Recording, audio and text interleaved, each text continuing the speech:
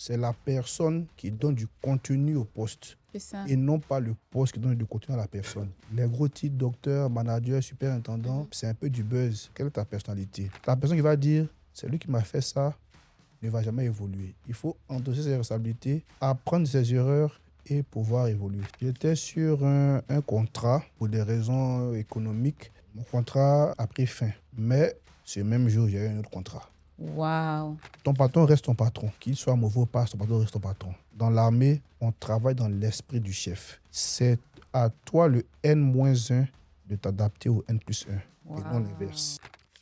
Dans les mines, il y a un médecin connu avec près de 15 années d'expérience dans la santé professionnelle. Il a vécu des moments incroyables, des scènes d'accidents déroutantes, des situations très difficiles. Et tout ça lui a permis d'être l'homme accompli, résilient et excellent qu'il est aujourd'hui. Il fait partie des premiers médecins du travail dans le domaine des mines en Côte d'Ivoire et il en a inspiré bien d'autres. Aujourd'hui, nous allons ensemble découvrir son histoire, son parcours, ses moments marquants et surtout son métier. Installez-vous bien, on décolle ensemble pour un voyage au cœur des mines avec Dr Plo Patrick et c'est maintenant juste après le jingle.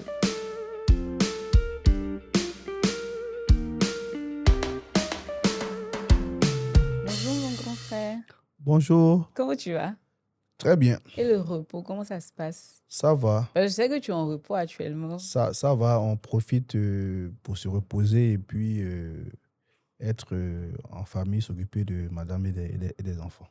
Super. Et tu retournes quand? Oh, je retourne sur mon site le 16 octobre. Waouh. Pour une période, soit 6 semaines ou 2 mois. Waouh. 6 semaines. Oui. C'est énorme et tu es expatrié dans ton propre pays. On va dire ça, peut-être que tu es en train de donner une prophétie, sait-on jamais. Ah oui, c'est vrai. Alors, donc, on va commencer. Tu peux te présenter à notre public? D'accord, je suis Monsieur Plo Maé Aubin Patrick.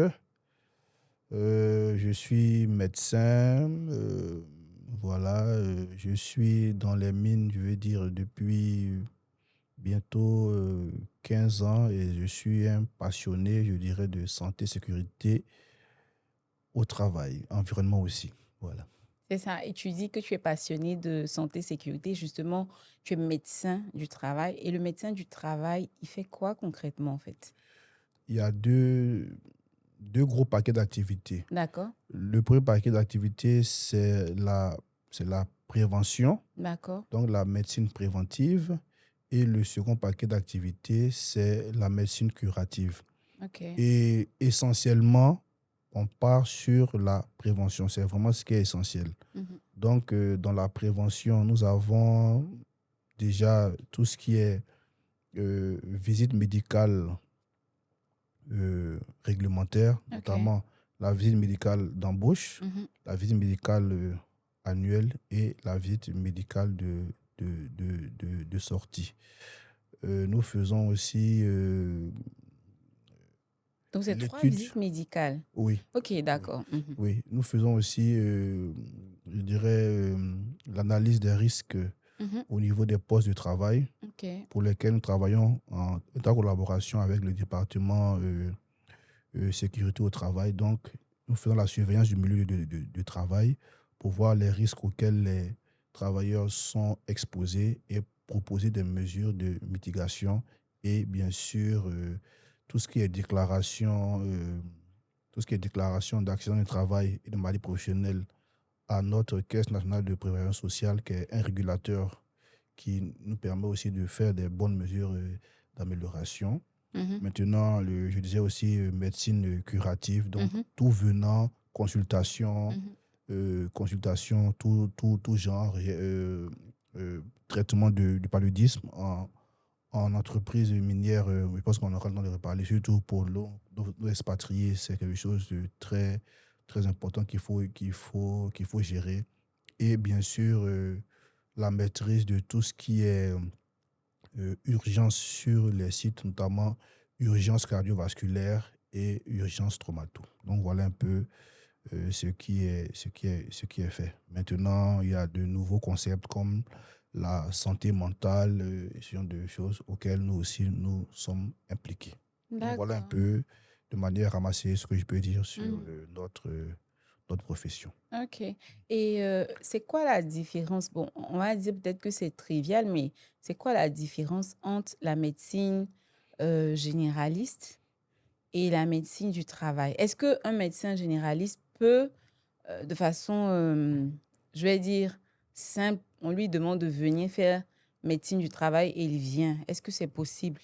D'accord. Ce que je peux dire aujourd'hui, les choses sont structurées. D'accord. La médecine générale est devenue maintenant comme une spécialité. Ok. On les appelle les généralistes des spécialistes. Donc, il y a même une Ah, société de médecine générale ok. à laquelle une de nos consoeurs est dans le bureau, je pense au niveau de la vice-présidence au niveau mondial. Donc, c'est pour dire. Maintenant, au niveau de la médecine du travail, nous faisons d'abord le doctorat de médecine et après, nous faisons 4 ans d'études postdoctorales où nous faisons plusieurs unités de valeur sur lesquelles nous sommes évalués Mhm. et à la fin, nous faisons un mémoire qui sanctionne la fin de nos études. Et on ne Ah, s'arrête pas là, bien sûr, après, on peut avoir des sous-spécialités, d'autres c'est peuvent aller ça. pour l'ergonomie, la toxicologie et autres. Donc D'accord. voilà un peu. Donc, c'est dire que tu fais tes études de médecine générale, Oui, normalement, c'est les 7 ans. oui, Et puis, juste après, il y a encore des années oui, d'études pour oui, pouvoir oui, devenir oui. 4 ans, médecin. 5 ans, 4 ans. ce sont les durées de ce qu'on appelle les, les diplômes d'études spécialisées d'ESS.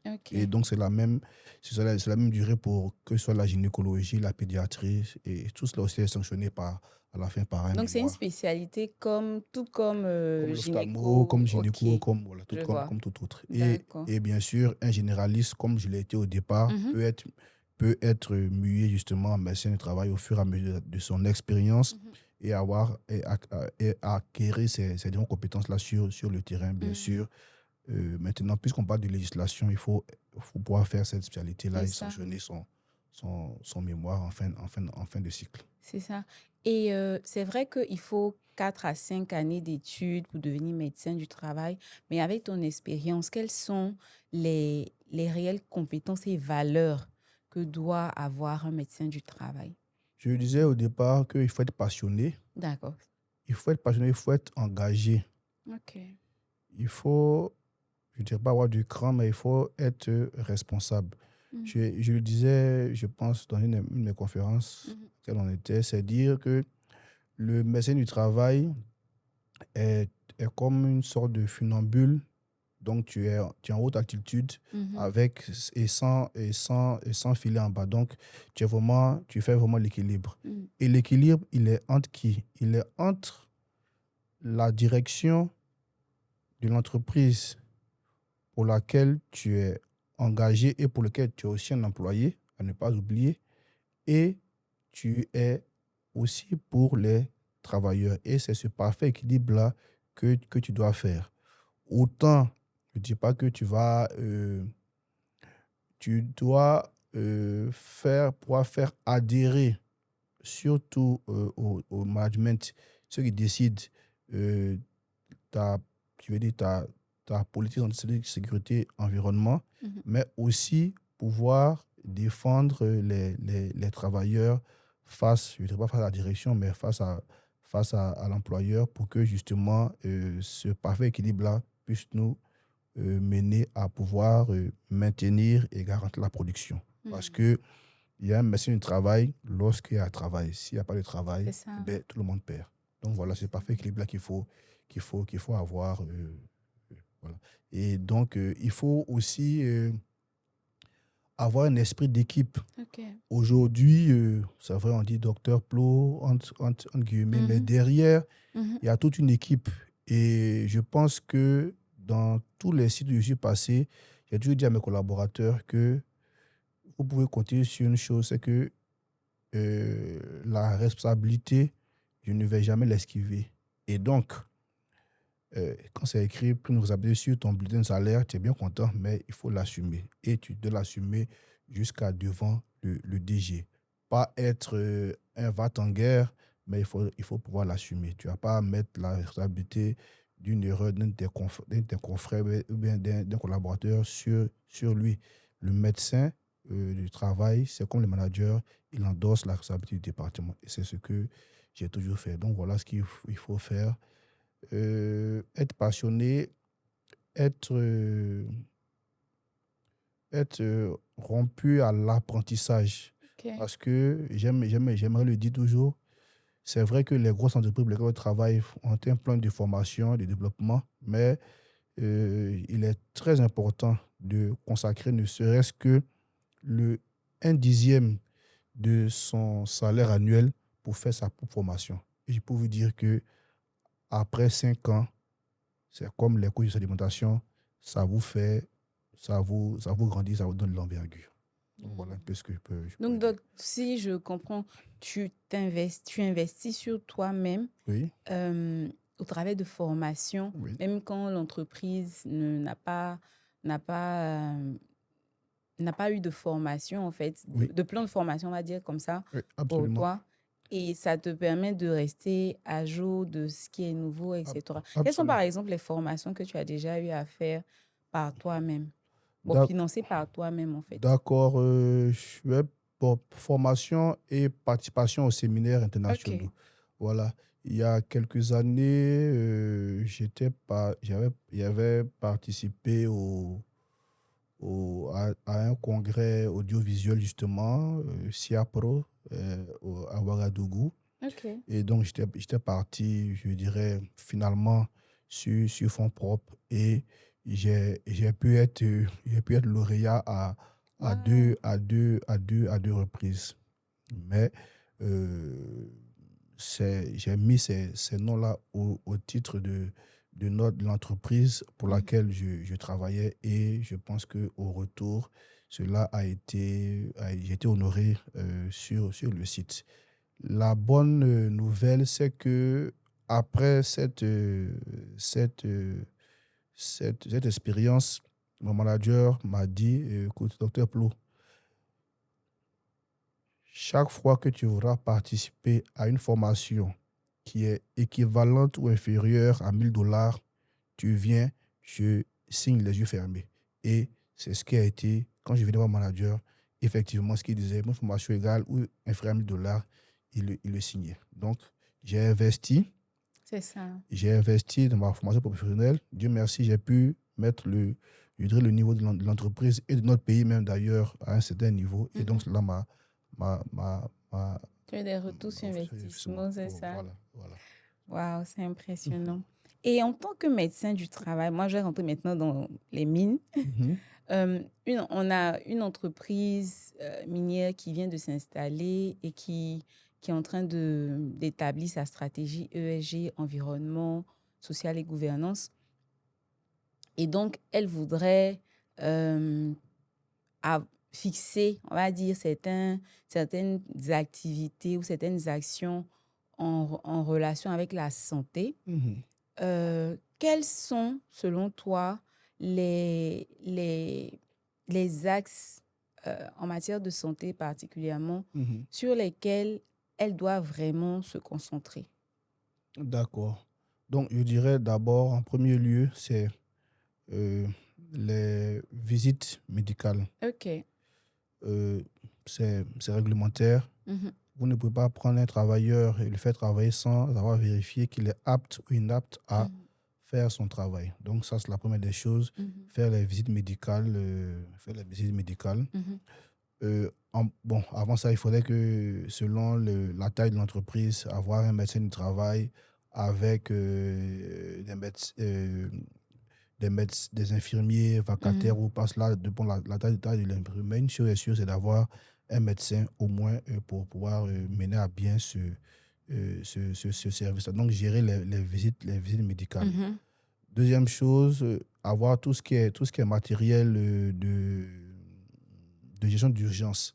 OK. Parce que je pense que tu le sais très bien comme moi, un accident avec arrêt de travail c'est un indicateur de sécurité qui est plombé.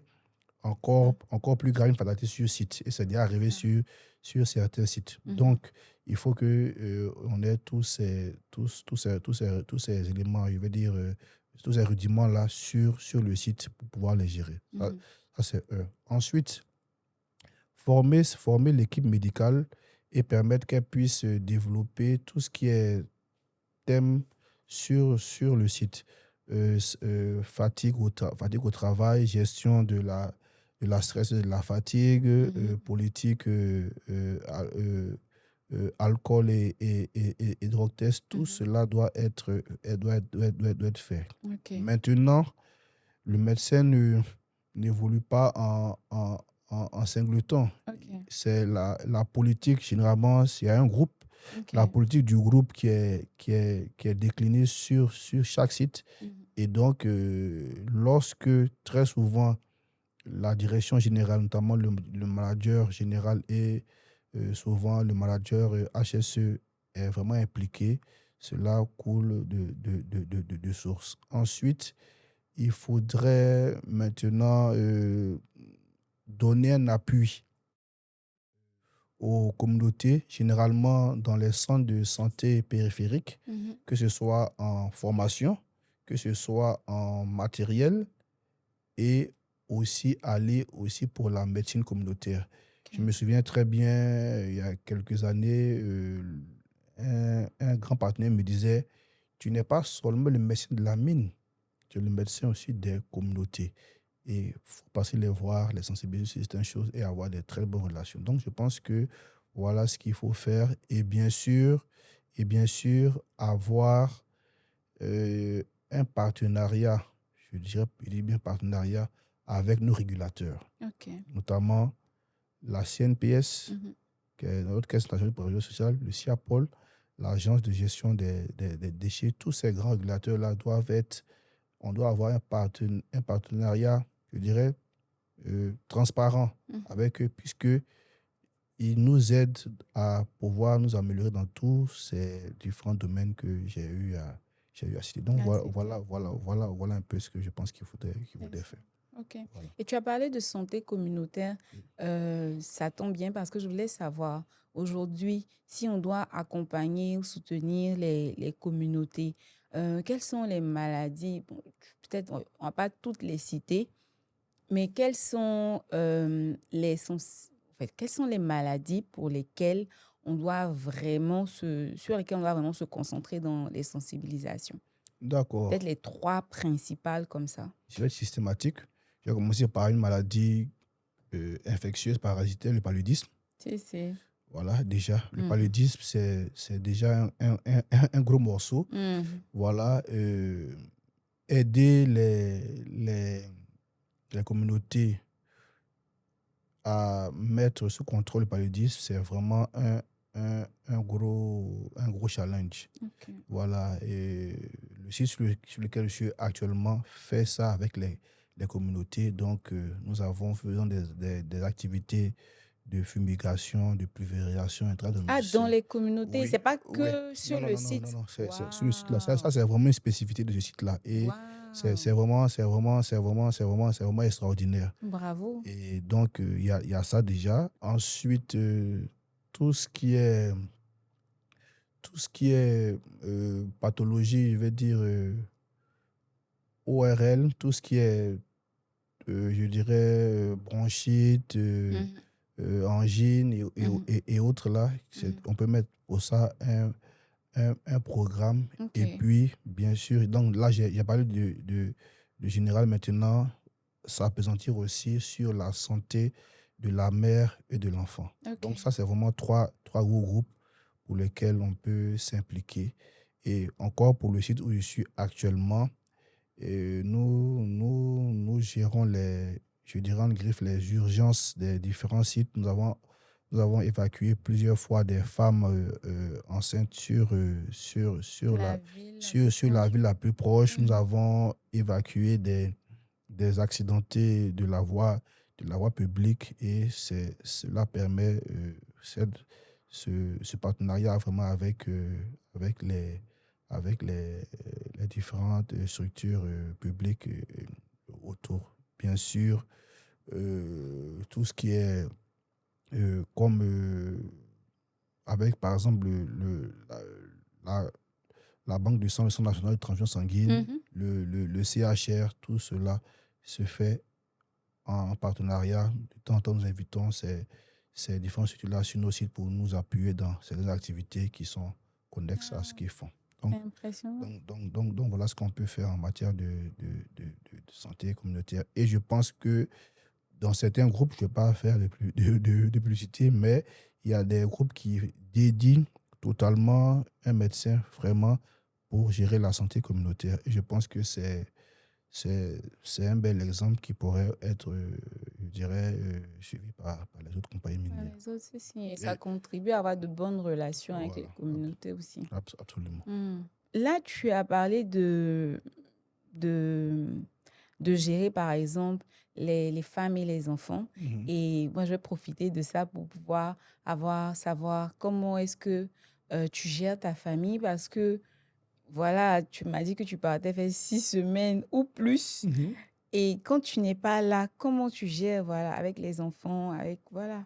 Généralement, sur nos sites, nos rotations sont, je dirais, généralement un jour de repos pour 2 jours travaillés. Et très souvent, je dirais, grosso modo, on passe 20 jours dans le mois pour 10 jours de repos. Donc, ça nous fait 240 jours sur les sites, sur les 366 jours. Quand même, hein, C'est vraiment énorme. C'est quasiment les 2 tiers du temps. Donc, on passe toute notre vie là-bas. ah, vraiment, vraiment.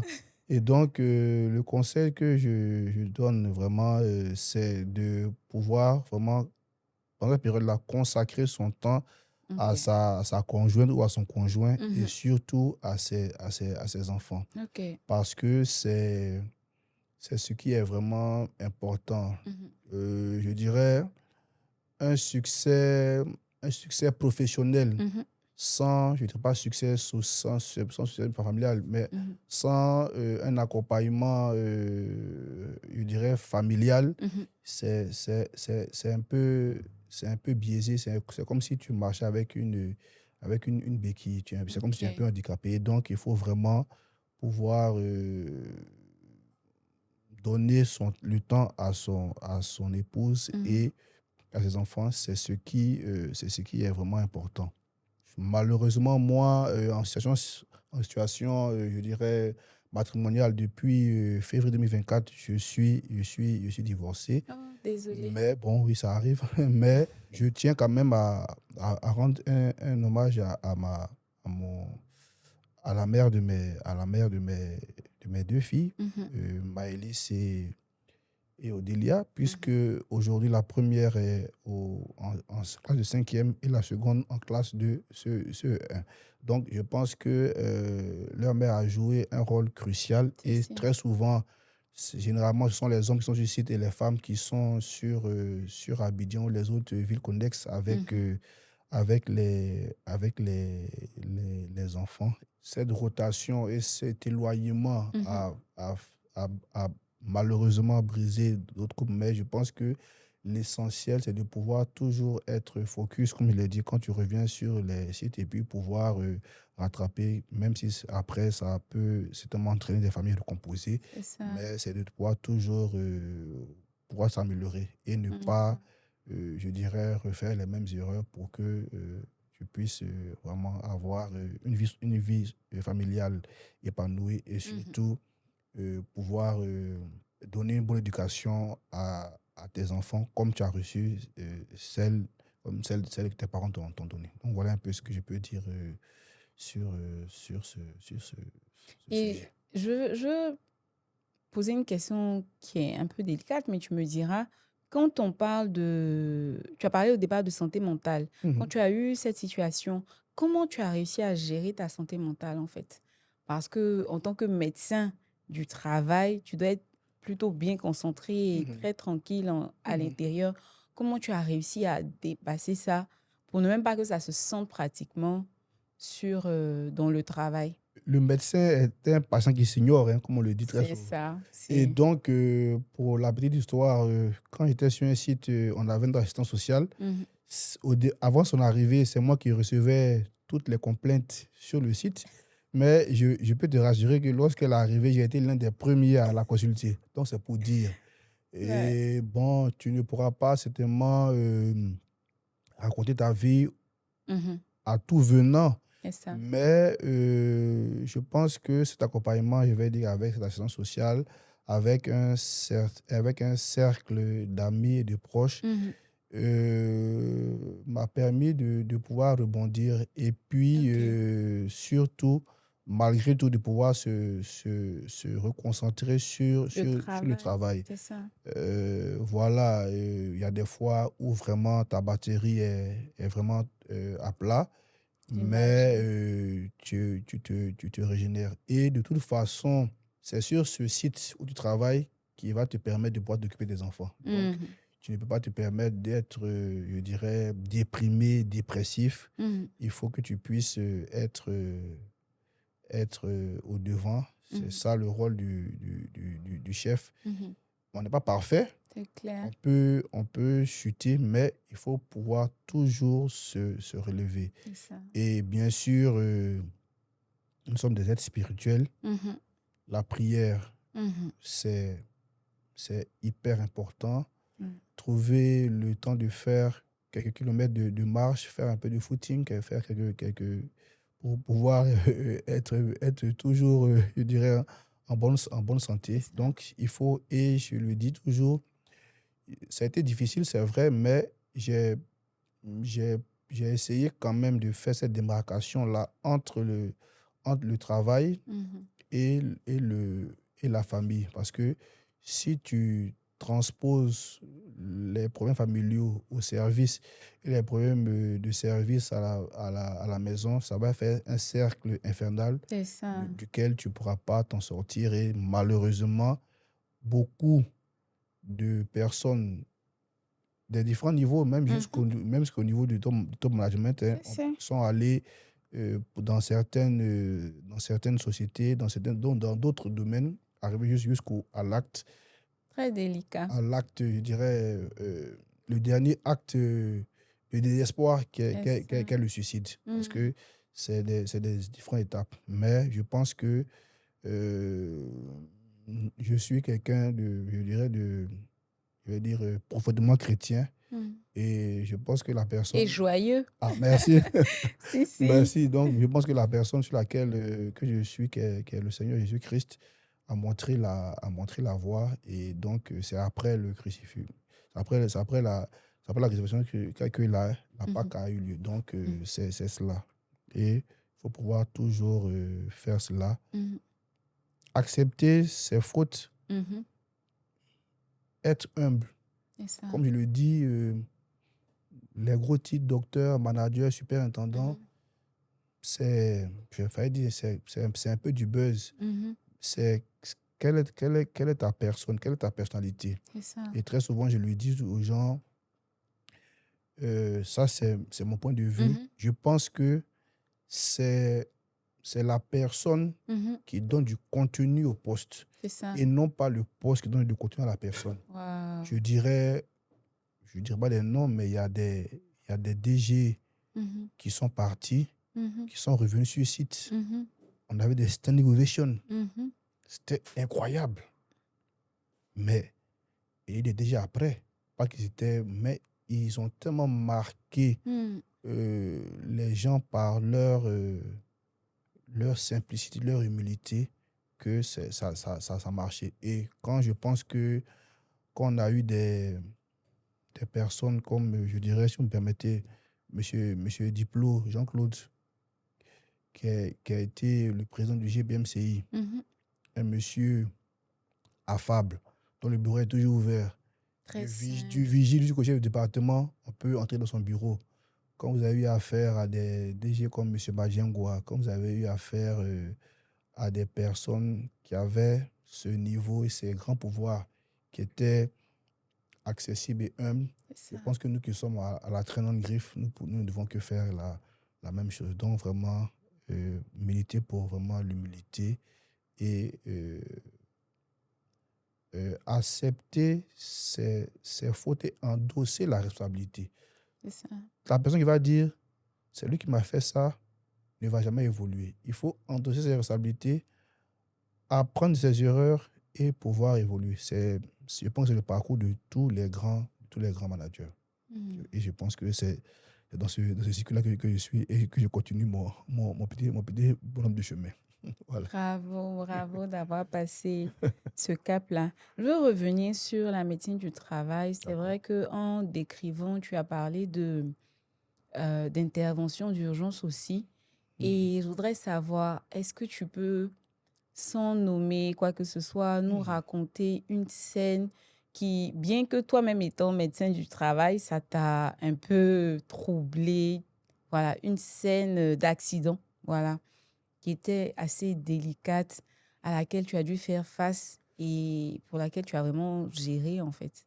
D'accord. Je vais parler ce qu'on appelle un polytraumatisme sur un des sites où j'ai été. Le mécanisme, c'est que le crochet d'une grue se détache, Mhm. donc 250 kilos, et percute un travailleur qui est passé du mauvais côté. Ouh là là. Donc, je pense que les prières que nous faisons sur le site nous épargnent de certaines gravités. Sinon, je pense que jusqu'aujourd'hui, je me demande comment on n'a pas eu fataliser ce jour-là. Et le monsieur en vie? Oui, Waouh. il a envie. Donc, on nous appelle à la radio, l'équipe de réponse d'urgence arrive. Très souvent, il y a des simulations. Donc, c'est pas une simulation. C'est ça. Et le gars nous dit, c'est pas joli, joli. Et donc, on envoie le monsieur avec un traumatisme au niveau de la face. Donc, il a eu une fracture de la mâchoire, un traumatisme au niveau thoracique, donc fracture de côte, traumatisme abdominal, fracture au niveau, au niveau du membre supérieur, donc fracture des deux os de l'avant-bras et fracture au niveau du membre inférieur, tibia J'imagine. péroné. Donc, Waouh. dans ce... Je ne dis pas parce que je ne pense pas que j'ai pu gérer ça moi seul. Il y a eu d'abord Ok, l'équipe de réponse d'urgence, c'est ça. il y a eu l'équipe médicale, Mhm, moi le médecin et les infirmiers mhm. qui avons géré ça. Nous avons stabilisé le malade. Nous avons pu l'évacuer sur Abidjan à un niveau supérieur. Ok. Quand il partait, sa femme nous demandait est-ce il va vivre. On a dit non seulement il va vivre, mais il ne faut pas déguider, il va marcher. Mais c'était extraordinaire. On avait un manager à l'époque qui était un peu, je dirais, avec un comportement, je dirais, un peu acariâtre, Mhm, mais dans le fond, qui était vraiment un grand manager. Je mhm. lui dis pourquoi. Parce que quand ce monsieur, ce travailleur-là a été admis il a passé Il a passé 4 mois en continu en hospitalisation. Et le manager a exigé qu'il puisse faire sa rééducation avant qu'il revienne sur site. Il Waouh. a dit, les anglophones disent, I don't care, je ne gère pas les coûts. Et ça, je pense que nous sommes allés quasiment jusqu'à presque 18 millions pour ce cas-là. Mais le Waouh. monsieur est ressorti et il est revenu travailler sur le site. Donc, je veux dire, la santé a un coût, C'est 10, ça. 10 millions. C'est pas c'est pas le coût de la vie d'un homme, mais c'est pour dire, voilà un peu ce que je pense qu'on a eu à gérer. Je pense que ça a été vraiment pour moi le plus gros cas en matière d'urgence traumato que j'ai eu à gérer sur site, mon équipe et moi. Et on a pu faire le suivi jusqu'à ce que le gars puisse sortir et revenir travailler sur site. Et Impressionnant. on a pu aussi, je pense que pour cette investigation-là, ça a été l'un des prix que j'ai reçus lorsque nous avons relaté Ah, ok. cet incident-là. Donc voilà un peu.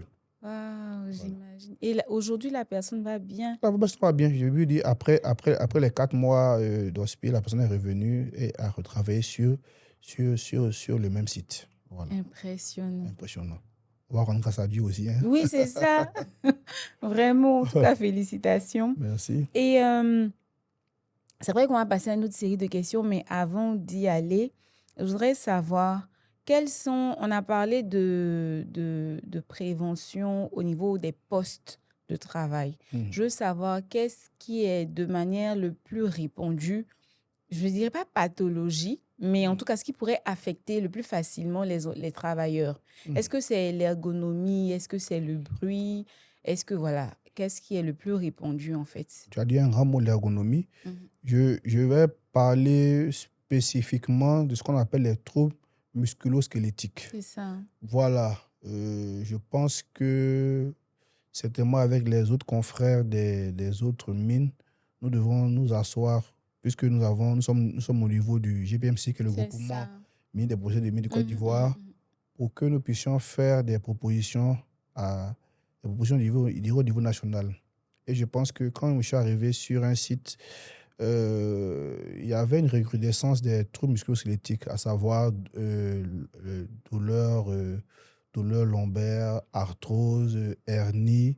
Et très souvent, c'était des postes d'opérateurs qui étaient soumis à des vibrations. Et donc, nous avons fait venir même sur nos sites un de nos professeur Dabwako, sur un de nos sites pour faire cette étude de poste de travail et puis faire des propositions. Donc, je n'aime pas pour le mot émergence pour ne pas faire fun ou bien buzz, mais les troubles musculo-squelettiques sont des pathologies qui sont en recrudescence sur nos sites. Ok.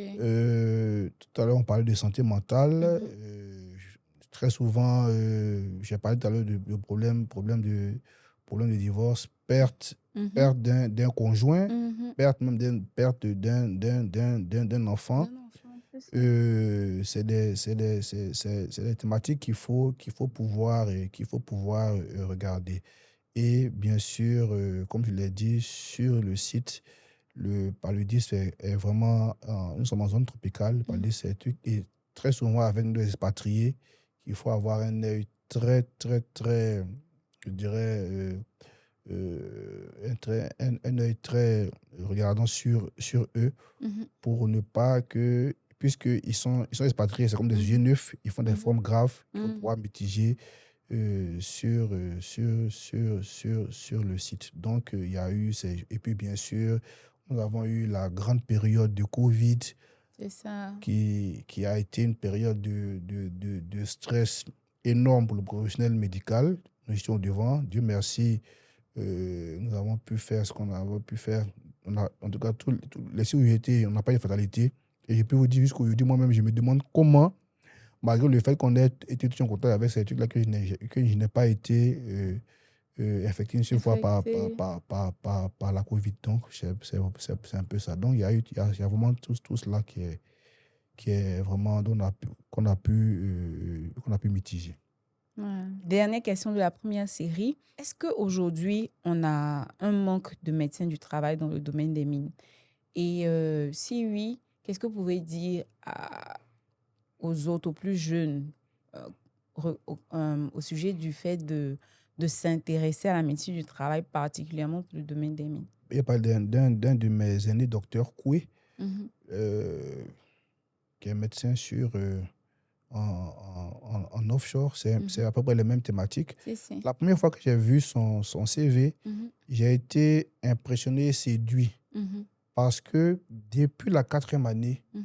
déjà, il avait, je pense, une vision claire de ce qu'il allait faire. C'est ça. Et donc, après son doctorat, il a fait tout ce qui est formation comme ATLS, qui est un Mhm. certificat de gestion des traumatismes sur site. Il a fait ACLS, il a fait tous ces certificats-là. Mhm. Mais je sais qu'il a dû être coopté seulement par quelqu'un qui savait où il devait aller. Ok. Et je pense que c'est la même chose aujourd'hui avec nos cadets. J'ai été coopté il y a quelques années par mon aîné docteur Kwang, avec lequel je travaille toujours aujourd'hui, avec lequel j'ai de bons rapports. Mhm. J'ai eu la chance qui me familiarise un peu aussi avec tout ce qui est santé, sécurité au travail, avec bien sûr, M. Ouattara Kakassoun, M. Pascal Etienne, Mhm. entre autres, M. Adama Kourouma, ceux qui sont vraiment nos devanciers. Comme je le disais, je n'ai pas commencé comme médecin d'entreprise, comme médecin du travail, j'ai commencé comme médecin généraliste. Ok. Et c'est au fur et à mesure que j'ai pu euh, m'imprégner dans ces différents je dirais, milieux que j'ai commencé à évoluer, faire ces différents certificats-là. Donc D'accord. aujourd'hui, ce que je peux dire, si quelqu'un veut vers une carrière dans les mines, Mhm. déjà, depuis la 4e année, 5e année, qui commence déjà à avoir un œil sur tout ce qui est cardiologie, urgence et traumato, Ok. déjà. Au fur et à mesure, quand tu finis ton doctorat, c'est vrai que tu peux aller pour le laboratoire de médecine du travail, mais déjà, il faut avoir en plus en atout, faire le certificat dont je parlé tout à l'heure, l'ACLS qui est un certificat qui gère tout ce qui est urgence cardiovasculaire, l'ATLS qui est un certificat qui gère tout ce qui est urgence traumato, faire le nez-bouche parce que le médecin n'est pas un médecin, je dirais, pour le curatif. Très souvent, ton expertise va être demandée pour travailler avec le département sécurité au travail. Donc, il faudrait avoir tous ces rudiments-là. Et D'accord.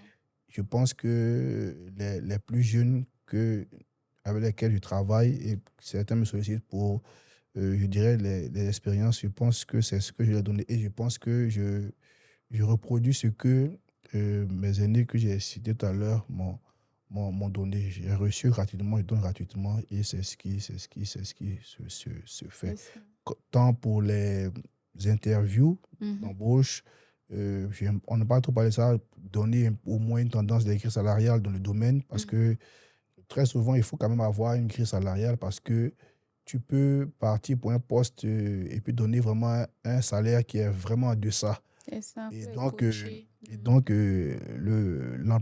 l'employé se dit, mais il sait pas dans quoi il va. Donc, justement, pour ça, mais ça peut être une, une faute éliminatoire. C'est Donc, ça. voilà un peu ce que je peux donner à mes cadets et revenir encore sur la formation. Ne pas hésiter à investir personnellement 1/10 de son salaire annuel pour sa formation personnelle. C'est Après ça. 5 ans, vous avez vraiment de l'envergure. Donc, on peut dire qu'on a besoin de médecins de travail, mais en tout Oui, cas, il faut se il faut préparer se préparer. dès déjà la quatrième, La cinquième quatrième, année cinquième et année, puis se rapprocher des aînés aussi voilà, pour avoir voilà, plus d'informations, voilà, se faire voilà, coacher. voilà. Et puis Nous voilà. sommes, nous sommes déjà au niveau comme je disais tout à l'heure, au niveau du GPMC, de la commission HSE, nous avons la sous-commission médecine du travail Médecine, ok. que je préside avec, Ok. avec d'autres cadets comme docteur Loïc, comme docteur Koné. Mhm. Et donc, nous travaillons à cela. Et je pense que, comme je l'ai dit, il faudrait que nous puissions produire des travaux, des statistiques Mhm.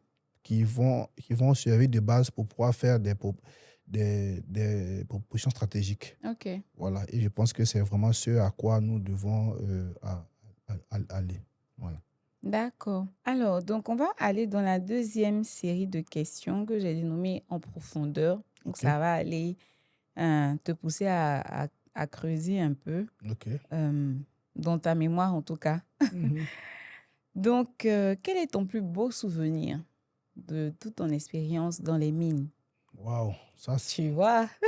Ça, c'est une colle. Bon, il y en a beaucoup, mais bon, Oui. prends celui, tu vois, qui te donne des émotions. D'accord. J'étais sur un contrat Mhm. et je dirais pour des raisons économiques, euh, mon contrat a pris fin. Ok. Mais c'est extraordinaire. Je ne sais pas si cette expérience personnelle a été vécue par une autre personne au monde, mais je peux vous dire que le même jour où ce contrat-là a été interrompu, ce même jour, j'ai eu un autre contrat. Waouh. C'est vraiment Dans une extraordinaire. autre structure. Bon, je travaillais pour un sous-traitant, OK. mais ils m'ont délégué sur. En fait, je travaillais pour une société d'exploration qui avait OK. fait un thème. Et là, maintenant, on partait maintenant pour, je dirais, faire une inspection du chemin de fer. OK. Et ça m'a donné, je dirais, trois bons mois de travail sur le chemin de fer. Mhm. Et je me souviens qu'à l'époque, euh, les gens demandaient un médecin réanimateur. OK. Et la secrétaire de l'époque a dit, mais Docteur Plo a géré un contrat pendant 2 3 ans. Je pense qu'il peut valablement faire cette mission. Wow. Et j'ai pu avoir cela. Et ça a été. Donc, vraiment, c'est quelque chose d'extraordinaire. Je pense que c'est Dieu qui fait toutes choses. C'est Et donc, ça. voilà. Et voilà. Wow. Impressionnant. Ton Merci. pire souvenir dans ton expérience professionnelle dans les Bon, mines? mon pire souvenir, je dirais pas pire souvenir. J'ai eu, je dirais, une mauvaise expérience en griffe Mhm. sur un site. Mhm. C'est certainement peut-être une mauvaise expérience, Mhm. mais qui m'a permis aussi de me recentrer sur l'essentiel. OK. Voilà, parce que quand on est en milieu professionnel, on Mhm. pense qu'on est peut-être en griffe, peut-être au-dessus des lois Mhm. dans certaines choses, mais on demeure, nous tous, soumis aux mêmes lois. C'est Et donc, ça. je pense que cette malheureuse expérience-là m'a permis de me recentrer sur ce qui est essentiel. OK. Et je pense que, comme je l'ai dit tout à l'heure, vous avez vu que si Dieu a permis que je puisse arrêter un contrat et me donner le même jour, C'est ça. il a voulu certainement que je perde ce contrat-là Mhm. pour me reprendre. Et je veux dire, cette fois, ça a duré un peu plus longtemps. 7 mois après, j'ai pu rebondir. Mais je pense que quand on fait les investigations d'incidents, Mhm. à ce qu'on appelle la cause racine. C'est ça. Et lorsque la cause racine, tu sais que c'est de ton fait, tu dois tout simplement éliminer ce risque-là à la source. Il y a C'est ça. certainement des facteurs contributifs qui peuvent expliquer cela, Mhm. mais la cause racine, c'est cela qu'il faut. Et je pense qu'aujourd'hui, j'ai pu avoir une capacité de résilience. Mhm. Et je veux dire, aujourd'hui, certainement que ce parcours sinusoïdal-là m'a permis d'être aujourd'hui C'est ça. en face de toi. C'est ça. Donc voilà, c'est un mal pour un bien. Mhm. Voilà. Et je pense que ça m'a permis vraiment de. J'étais certainement ça m'a à genoux parce que, comme on dit, tu montes en puissance Mhm. comme une toile filante et puis après, tu chutes jusqu'au ground zero. Mais Mhm. au fur et à mesure, Te tu te relever. relèves. Et moi, Mhm. je pense que c'est ça. Belle résilience. Merci. Quelle est ta plus belle rencontre ou tes plus belles rencontres dans ton expérience dans les mines? J'ai déjà parlé dans le docteur Kwan avec lequel je suis encore aujourd'hui. OK. Je l'ai connu depuis 2010, donc ça fait quand même un bout de temps. Oui. Il m'a porté sous son aile et jusqu'à aujourd'hui, je pense que je bénéficie encore de sa bienveillance. OK. Je parlerai pas encore de médecin, docteur Kwakwa Alexandre, qui a OK. été le premier médecin d'une mine, bon, d'une mine que je connais, Mhm. m'a aussi coopté aussi à la même époque. Et je parlerai aussi de M. Adama Kourouma, qui était à la géologie, mais qui s'est mué en safety et qui m'a vraiment aussi donné les rudiments. Bon, bien sûr, j'ai parlé tout à l'heure de M. Ikra Ouattara Kassoum, le grand patron, M. Etienne Pascal, qui n'est plus à présenter. Toutes ces personnes-là, j'ai bien sûr, tout à l'heure, j'ai parlé de monsieur Diplo Jean-Claude, qui est vraiment notre grand patron à tous. Donc voilà, toutes ces personnes-là qui, je pense, ont mis une une partie à l'édifice que je suis aujourd'hui. Mhm. Voilà. Et je témoigne leur. Il y a vraiment pour elle très grande reconnaissance. Ah, j'oubliais, M. Pascal Lamadieu, patron de C'est ça. travail de suspension. Non, mais pour lui, tu peux dire peut-être son... Bon, OK, il n'y a pas de problème. Voilà. Pascal Amadieu, on le salue. Quelle est ta pire rencontre, ou on va dire la rencontre qui t'a donné le plus de leçons? Je parlais tout à l'heure d'un manager qui était acariâtre. Mais Mhm. les gens ont l'habitude de dire que l'enfant qu'on maltraite le plus, c'est celui qu'on aime le plus. Mm. Je pense que entre moi et ce manager, c'était certainement un dépit amoureux parce que c'était vraiment chaud entre lui et moi. Un amour non dit. Voilà, pour la petite expérience ou bien la petite anecdote, une RH allait le voir pour lui demander, mais pourquoi, docteur Plo? Non, non, non, que c'est mon fils, mais c'est un fils qui est rebelle. Donc c'est pour rire. Ça a été une expérience assez difficile avec lui, mais j'ai compris, mais qui m'a donné beaucoup de leçons. Mhm. Euh, Ton patron reste ton patron. C'est ça. Qu'il soit, qu'il soit mauvais ou pas, ton patron reste ton patron. Et comme un ami le disait, dans l'armée, on travaille dans l'esprit du chef. C'est à toi, le N-1, de t'adapter au N+1 et non Wow. l'inverse. Ça, aujourd'hui, si je tombe sur un manager comme ce manager que j'avais, comme manager associé, comme DG, comme truc, je serais vraiment à l'aise. Et la petite anecdote, euh, on était toujours un peu en conflit. Et un jour, je pars le voir pour deux requêtes. La première, c'était un de nos patrons du public qui demandait un appui pour une conférence sur la dengue. Et le second, c'était un appui pour un hôpital en carburant. Je suis allé le voir. Il m'a dit, mais pourquoi c'est maintenant que tu viens me voir? Je lui ai dit, non, boss, en fait, je n'avais pas, comme tu m'avais demandé quelque chose que je n'avais pas fait, donc c'est pour ça que j'ai hésité. Puis il a dit, ah ok, donc qu'est-ce qu'on fait? Mais sans hésiter, il a donné le ok. J'étais voir mes collaborateurs, ils m'ont dit, quoi, il a signé? Mais ça fait 2 ans que les autres personnes n'ont pas voulu. Donc c'est pour dire que, quoi qu'on dise sur quelqu'un, il y a toujours un bon fond. Et C'est ça, ça. c'était ça. C'est vrai que ça a été une expérience difficile, mais aujourd'hui, je pense que, comme je disais dans un entretien quelque part, je peux travailler dans le monde entier sans stress parce que je ne pense pas que je puisse avoir un plus grand stress que j'ai connu C'est sous ce ça. manager-là. Donc voilà un C'est peu. ça. Quelle est ta plus grande fierté aujourd'hui? Ma plus grande fierté, professionnelle ou bien en général? Tout ce que tu voudras. Que ce Wow. soit professionnel, général. Ma plus grande fierté, c'est, je dirais, je parlerai de mes filles. Voilà. La plus grande fierté sont mes filles, Maëlys et Odélia. Je parlais beaucoup d'émotions parce que les enfants, c'est toi en miniature. C'est ça. Et très souvent, lorsque tu veux abandonner, lorsque tu es dans un état pré-dépressif, je pense qu'un de nos managers nous le disait, il dit, il faudrait que tu aies ton tableau de bord. Qu'est-ce qui fait que tu continues à tenir le cap? Et je pense que ce sont mes plus grandes fiertés qui sont là.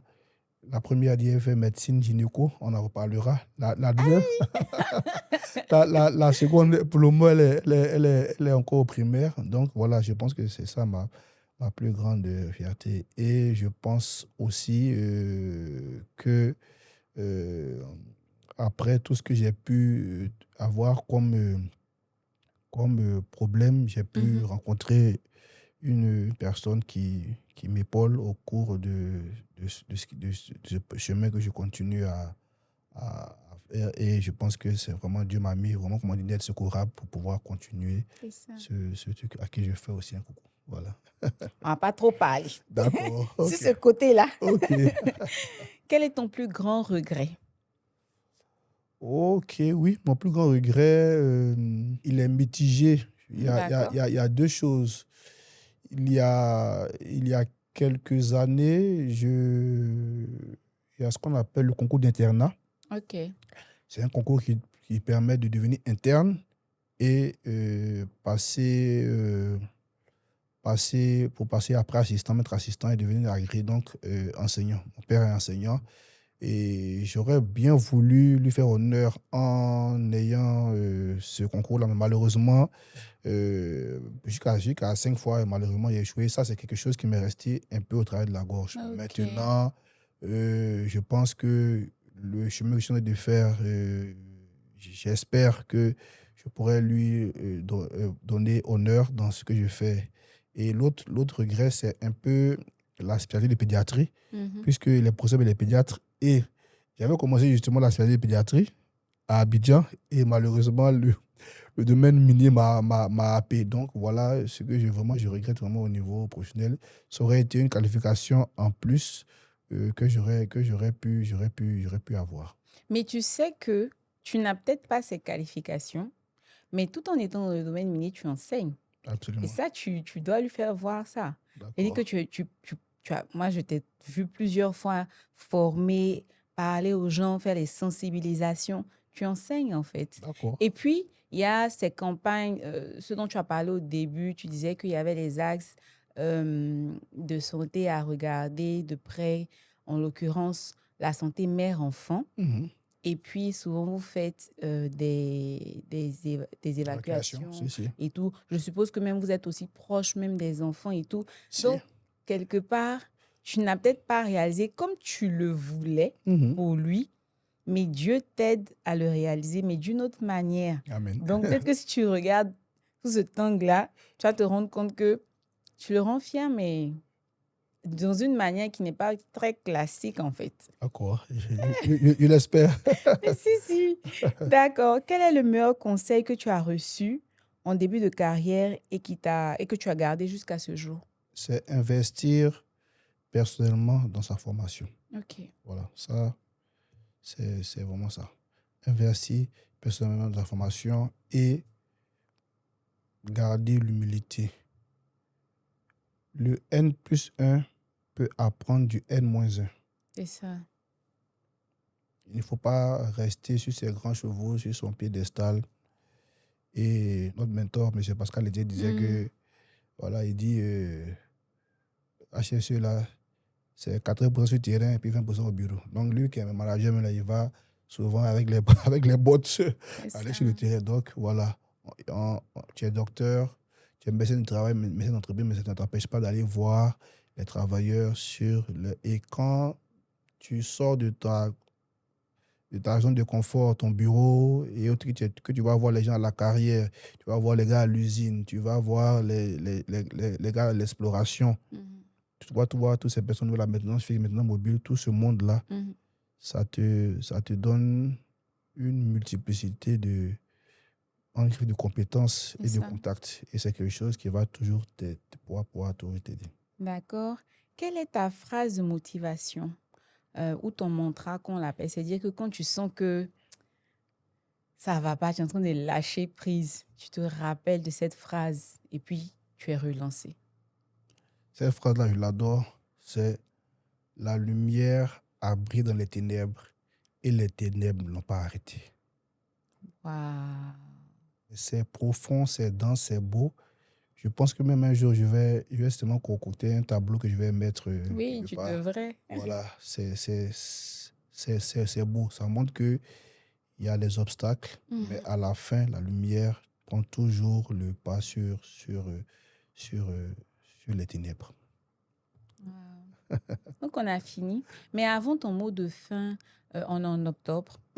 Et qui D'accord. dit octobre rose, le D'accord. mois de la sensibilisation sur le cancer de sein et puis aussi cancer du col de l'utérus. Quel est le message que tu peux donner par rapport à ça aux femmes et aux hommes aussi? Parce que souvent, les hommes ne savent pas que des hommes peuvent, voilà, contracter cette maladie. Quel est le message de sensibilisation, de conseil que tu peux donner à tout le monde? Le cancer du col de l'utérus et du col du sein ne se limite pas seulement au mois d'octobre. C'est ça. Voilà. Ça, c'est la première des choses. La deuxième des choses, c'est, on parle de prévention, il faut pouvoir faire ce geste simple qu'est pour les seins, l'autopalpation. Mhm. Et puis, lorsque vous avez des signes d'appel comme du lait qui monte en dehors d'une grossesse, une crevasse, un nodule, des douleurs inhabituelles, que ce soit pour le cancer du col de l'utérus, un saignement qui est occulte, des difficultés au cours des rapports sexuels, des leucorrhées dont on ne comprend pas les origines, pouvoir aller consulter rapidement. Car dans les deux cas, lorsque c'est diagnostiqué tôt, la prise en charge aujourd'hui est efficiente. Maintenant, il y a ce qu'on appelle des préjudices. Euh, je laisse les décès, là, c'est la fin. Mais au niveau du cancer du sein, le sein, c'est un des atouts Mhm. qui consacre la féminité de la femme. C'est ça. Et lorsque on vous, on vous fait l'ablation d'un sein, ça marque à vie. Et s'il n'y a pas un accompagnement, tout à l'heure on parlait de santé mentale, un accompagnement, la personne va déprimer. Et il le disait, le médecin est un patient qui s'ignore. Donc, il y a des patients, il y a des médecins qui ont eu ce genre de problème-là. Donc, très souvent, il faut pouvoir aller pour l'accompagnement. Ça, c'est le préjudice, je dirais, certainement esthétique, mais aussi psychique. C'est ça. Pour le cancer du col de l'utérus est l'organe où se loge l'enfant. Mhm. Donc, sans utérus, il n'y a pas de femme, il n'y a pas de, il y a pas, il y a plus de possibilité de mettre au monde un enfant. Mais très souvent, euh, pour des femmes qui ont déjà eu des enfants, lorsque les saignements là sont abondants et qui peuvent mettre en danger justement la santé de la dame, on parle pour ce qu'on appelle une hystérectomie, qui est l'ablation de l'utérus. C'est vrai aussi qu'il y a un relent psychique, mais pour une femme qui a un enfant, ça devait être. Mais pour une femme qui n'a pas d'enfant, lui enlever l'utérus, c'est vraiment la plombée au niveau social. Et donc, il faut pas qu'on arrive à ces extrêmes-là. Il faut pouvoir toujours aller dans la prévention et consulter le plus tôt possible. Aujourd'hui, en entreprise, nous avons les assurances avec des taux de couverture assez intéressants selon les entreprises, mais aussi, on parlait de santé communautaire, il faut pouvoir accompagner ces villages environnants. Et je pense que, il y a eu de très belles expériences réussies dans des sites où nous étions, on a fait des sensibilisations et des dépistages Mhm. pour les femmes environnantes. Et c'est vraiment intéressant. Donc, voilà un peu ce que je peux dire sur Octobre Rose. Merci beaucoup, Doc. Ton mot de fin? Mon mot de fin, il y a ce qu'on appelle l'électrocardiogramme. C'est un tracé qui donne l'activité électrique du cœur. Eh bien, c'est comme ça la vie d'un homme. Tant que cette activité-là va être toujours en mouvement, il ne faut jamais te dire que c'est terminé. Tant que le tracé n'est pas plat, il faut toujours avoir la confiance de ce que tu puisses rebondir et que le moment certainement sombre que tu traverses n'est pas la fin de ta carrière, et il faudrait que ceux qui traversent très souvent des périodes de chômage, de perte d'emploi, de perte d'un parent puissent comprendre que euh, c'est difficile, comme on dit, la douleur qu'on supporte le mieux est celle des autres, mais il faut continuer à vivre et à développer au maximum sa résilience. Tant que Dieu ne vous a pas rappelé, vous êtes toujours dans la course. Ah, Voilà. merci beaucoup, Doc. Merci pour ton message. Et puis, en tout cas, j'ai mis ton message sur la résilience, la santé mentale, Ok. aussi Octobre Rose. Et puis ton mot de fin. Mon grand frère est cardiologue, donc ça Ah, me parle. super. Merci, Doc, en tout cas, d'être venu. Et merci à tous d'avoir suivi cet épisode. Aujourd'hui, on en sait un peu plus sur la médecine du travail, particulièrement dans le domaine des mines. Et bien entendu, on a aussi reçu des conseils sur comment intégrer dans nos stratégies ESG des actions en faveur de la santé. Alors moi, je vous dis à bientôt pour un prochain épisode au cœur des mines. N'hésitez vraiment pas à liker, à partager cet épisode-là à quelqu'un qui s'intéresse aux mines. Abonnez-vous et puis on se dit à très bientôt. Happy day, happy mining. Bye.